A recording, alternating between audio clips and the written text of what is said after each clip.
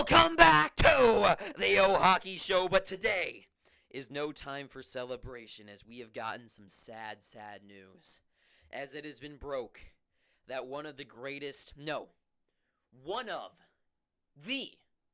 best players of our history has decided to retire and hang up the skates as Patrice Bergeron, the greatest two-way center that this game has ever seen, has decided to retire from the sport of hockey. And what a career this guy has left behind, because this guy, Patrice Bergeron, is a hell of a player. And people don't recognize just how absolutely tremendous this guy actually was. I don't think people recognize just how good Patrice Bergeron was. And I think most people understand it's like, oh yeah, his 2 games great, he's amazing, blah, blah, blah, blah, blah, stuff like that, right? They know he's like, oh yeah, he's really good at defense or something like that, right? People, I think, understand, the regular fan understands that he's like good and his thing is he's good at defense. That's what I've heard. Yes. But I don't think people realize what that means. How truly amazing and impressive this guy was. He's leaving behind a career of 427 goals, 613 assists, and 1,040 points, okay? Now, keep in mind, this guy, 1,040 points, makes him 79th in NHL history in points. 79th. Wow. Just wow. I mean, that's top 100 of NHL history of the last, how long has it been around? Like 4 years at this point or something like that. 79th of all of those guys. All of them he's in front of, and so many behind him. Insane. And he is third on one of those teams that has been around since the very beginning. Third in Bruins history, behind Johnny Busick and Ray Bourque. This guy is an absolute legend. He's been able to produce all of these points while still being praised by being one of the best defensive forward in the game. Keep that in mind. Defensive forward producing all these points, right? That is that is a snapping turtle, right? Who's got the defense of a turtle, that amazing shell, while also being able to bite back. And it's a snapping turtle who has a 25-foot long neck that can bite anything. I don't even know why I brought that. He's got a spiked tail too. I don't know, just something ridiculous. This guy is a triceratops. That's how to describe this guy. He's got the defense, but he can also attack, and he will injure anyone that comes after him, right? I know these analogies might sound really stupid, because they might be. But anyways, Bergeron, he did all this while still being praised as one of the best defensive forward ever, winning 6 Selke trophies, the defensive forward award, a record amount of times. I personally believe that they should change the name, because I mean, if there ever was a player to change the name of a trophy to 2, I mean, same thing with Alex Ovechkin, right? When he retires, should they rechange the Rocket Richard trophy to his name? I would think so. The guy's won it the most times. The guy's gonna be the #1 goal scorer. I would say guys like Bergeron, you can change the I mean, not right away, obviously, not like next year, but I think maybe in 5 years from now or something, we could change the name of the Selke to the Bergeron, because it would mean a lot more. Because to be honest, people like me, I have no idea who the hell is it James Selke? I don't even know. Who the hell is that guy? Is he even that good? I have no idea. But I know that Bergeron is the best. He is the epitome of that two-way forward, the defensive forward. This is the guy right here, Patrice Bergeron. Being able to play defense, you can stick him on the ice and the other team's not going to score against you. He is, from the day that he started in the NHL, he is only third in plus and minus. He is third. And guess who's in front of him?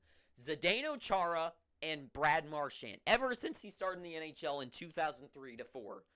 From then to now, he is third, and those guys are the guys who are on the ice as him. Chara is a defenseman, and Brad Marchand gets more points than him, so he just happened to be on the ice a couple more goals than Patrice Bergeron was, right? When you go all time, he is, guess what, 34th in NHL history behind guys like like Gretzky or something, right? Where they are their numbers are like up in the 500s because they scored 10 goals a game. Just to put in perspective how good this guy was. When he was on the ice, his team scored and the other team didn't. And that is amazing. That is something astonishing that this guy was able to do. So for me, Brad Marchand, Patrice Bergeron, just one of the best players of all time. Absolutely, he's a Hall of Famer. It has to be. Gold medals with Canada. What he's won the Mark Messier and the King Clancy Awards. This guy's a captain. This guy, he is a hockey player. Hall of Famer, absolutely. This guy, I don't think it's the recognition that he deserves. So for me, Patrice Bergeron, I give a round of applause. Anyways, where does this leave the Boston Bruins, though? For me, the Bruins are definitely still in a little bit of a panic mode because to me, they are. I mean, obviously, there's no way they could replicate last season even if they could keep the same team they had from last year going into it. But they simply don't. They have definitely gotten a little bit worse, you could say, than last year. Starting up with the first line of Pavel Zacha, Brad Marchand, and David Pastrnak. That line, I think Zacha is an okay replacement for Bergeron. I would say that's okay. I don't know.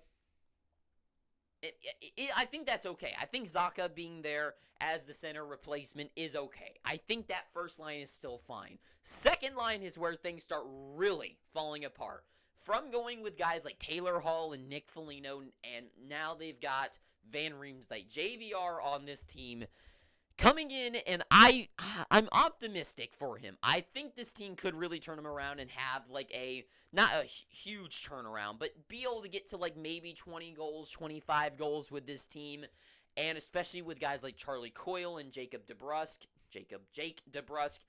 I like that line enough. I think it could rejuvenate Van Riemsdyk, especially with that winning atmosphere now. Maybe that could be a good line, good enough line, but I see that as a really good third line and not a second line. But it is their second line, so I don't know. Third line, things start getting really desperate. AJ Greer, Morgan Geekie, and Trent Frederick. I like Trent Frederick, and I like Morgan Geekie. AJ Greer, but this line is like, this is a fourth line. This is a fourth line, and then the bottom line, Jacob Lauko, Patrick Brown, and Milan Lucic. This team is like missing a line. They need a good second line, and that is what they've lost in this offseason. Krejci, Taylor Hall, Nick Foligno, Tyler Bertuzzi. I know he was a rental, but still, they are missing those guys that make up a second line. They have lost a solid second line. Kind of like what happened to the Colorado Avalanche, where they've lost Nazem Kadri, unfortunately due to injury. They've lost Gabriel Landeskog, and they've lost down a couple more players that really made the team whole and made them that Stanley Cup winner, which then made them not a winner this last year. Same thing with the Bruins here. Made them from being the best team ever to now being, to me, a wild card team. Defensively, they're still intact, but kind of comparing them back to the Colorado Avalanche, where defensively, they didn't really lose anyone on defense. Here, I mean, sure, they lost their rental in Dmitry Orlov, but their defense is still pretty much intact. Grishalik and McAvoy, Carlo and Lindholm, Shattenkirk and Forbort. I like that defense. I think that's a solid big guy defense that can play really good, just shut down hockey while getting some points on the board.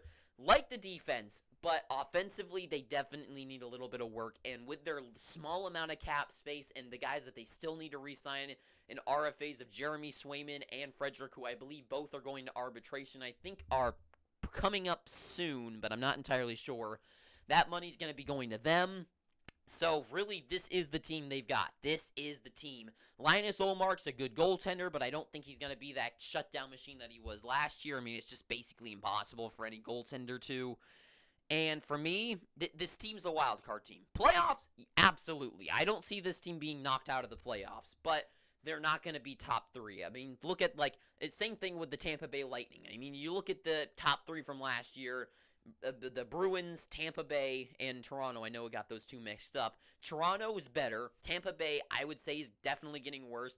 Bruins are getting worse. And now teams like the Ottawa Senators, teams like the Red Wings, team like the Buffalo Sabres are all getting better. And it's going to be, I don't think they end up in the top 3. I think this is a wild card team, and maybe, who knows, with the wild card race of teams like the Capitals. I know I'm pointing to something that you guys can't see, but I think they're a wild card team, but I would not be surprised if they miss the playoffs. But I'm hopeful. This team is still definitely good. They definitely don't suck, but they definitely are missing good pieces that really truly made them a great team to just a barely good team. But Bergeron, absolute stud. What a career. The guy's absolutely fantastic, and I hope I opened your mind up a little bit more to recognize that this guy really is the epitome of a two-way forward. He's not on the Mount Rushmore of NHL. He is not on the Mount Rushmore of the NHL. He's not in... He's not like, he's not like the Mona Lisa of paintings, but he is the Statue of Liberty. He is the epitome. He is what you look at when you think of the defensive first forward.